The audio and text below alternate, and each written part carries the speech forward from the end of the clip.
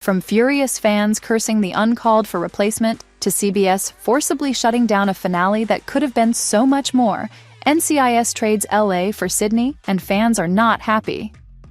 It sucks when your favorite show gets canceled, but when the showrunners replace it with another one?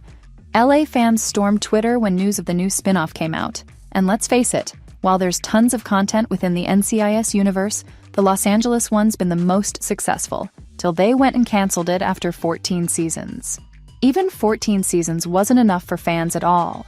And to make matters worse, they're starting a new one based in Sydney, Australia, to which Twitter users had a heated reaction, saying that they'd prefer to have more of LA instead of whatever crap this is.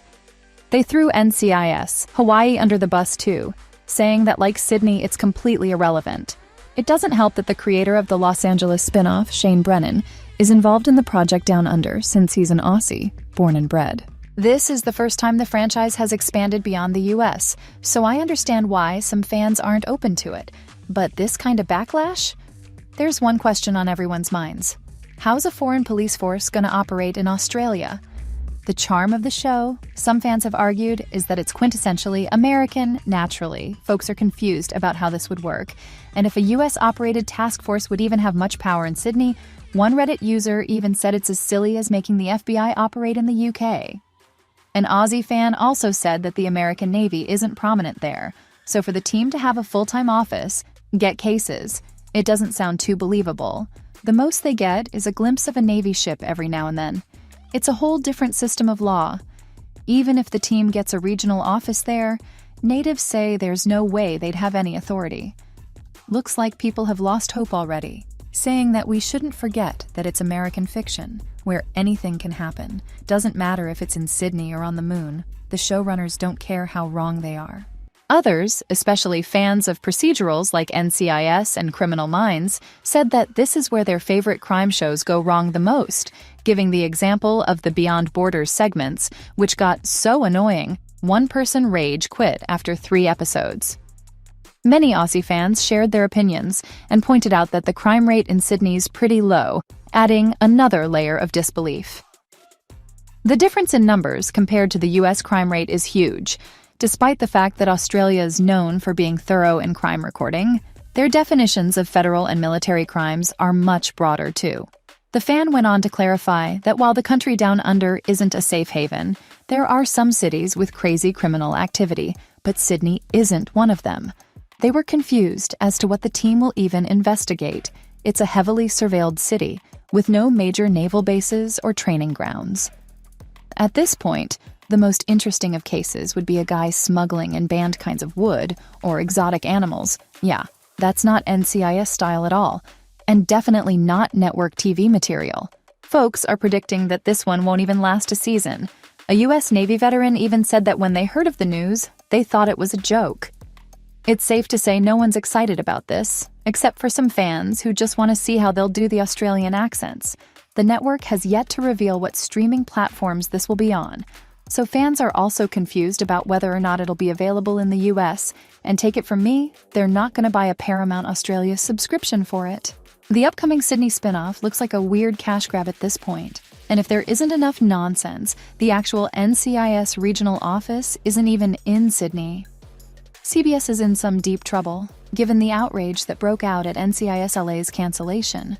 One person even said that they're always canceling the shows they love and making room for others they can't care about.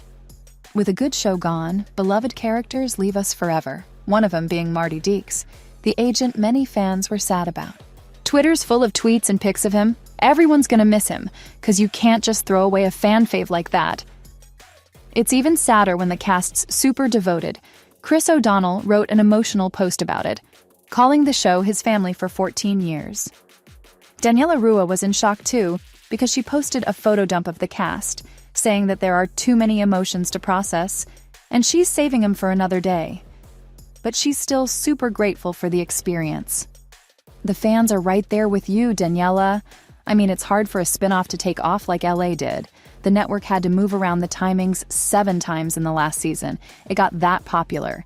And for good reason, NCIS LA was Californian to the bone. This fulfilled one of its main purposes, and it's one of the biggest things they got right. From the get-go, the series established itself as its own and showed that it wasn't just a duplicate of the flagship show. You have the city of Los Angeles to thank for that, since it's a whole character in the show. They could have taken the lazy route, slapped some palm trees in the background, reused the same sets, and called it a day. But nope, they nailed the whole vibe through the stunning shots, kind of like how Sex and the City did. There's nothing bland about the setting. Even though they're all government agents working on grim cases, the headquarters a gorgeous Spanish-style building, tons of sunlight and warm lighting, and if you want a glimpse of the Californian getaway, all you gotta do is get into this show, man. What's more, their interrogation room wasn't a plain white room. The team used a sunny boathouse.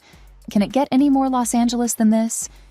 Even the cars in this spin-off were stylish, trading black SUVs for colorful sports cars. And guess what every agent's drink of choice is? Yup, it's boba tea.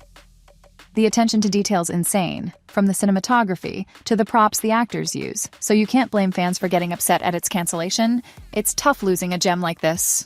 Let's not forget the superb characters whose dynamics brought a fresh look to the franchise.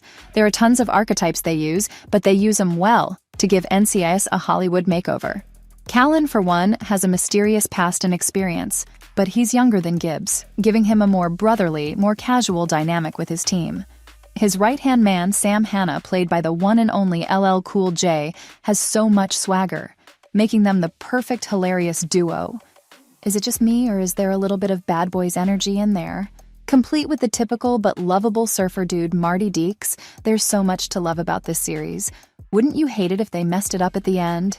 Well, fans wanted it to go on even longer, saying the finale didn't feel like a finale, but that's not even the beginning of the issue. For starters, a Redditor said that the wedding scene was the only good part. Everything that came before and after felt too rushed.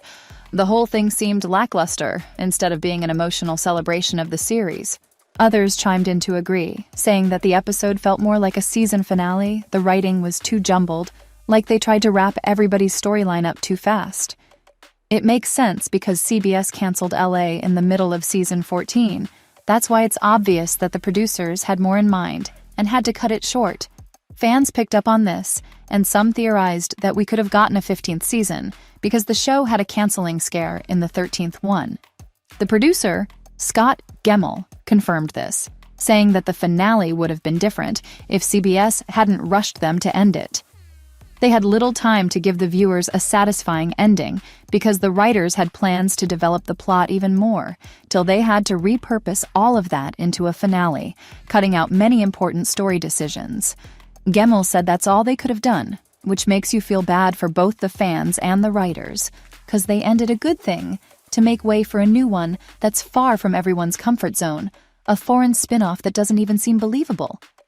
The network claimed it had to cancel because of the budget, but they're still running spin-offs like Hawaii, doing crossovers, and greenlighting a whole show in Australia, which could have a bigger price tag since it's abroad. There you have it, mate.